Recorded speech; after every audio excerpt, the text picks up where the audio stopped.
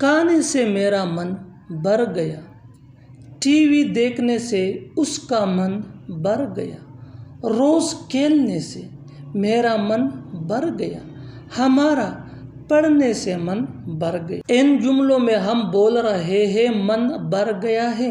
इसके लिए आपको यूज़ करना होगा इंग्लिश में गॉट एनफ ऑफ। आइए कंप्लीट स्ट्रक्चर समझते हैं। Subject plus got enough of plus verb plus ing plus other words. आज ये डिटेल से समझाता हूँ मिसालों से। Let's see some example for better understanding.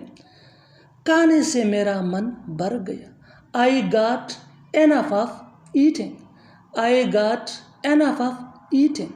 TV देखने से उसका मन भर गया, he got enough of watching TV, he got enough of watching TV. रोज़ खेलने से मेरा मन भर गया, I got enough of playing daily, I got enough of playing daily. हमारा पढ़ने से मन भर गया, we got enough of reading, we got enough of reading. और आखिर में ये सेंटेंस आपके लिए कमेंट सेशन में इसका जवाब ज़रूर देना। लिखने से मेरा मन भर गया, लिखने से मेरा मन भर गया। Subscribe English page for more advance English sentence structure. Thanks man.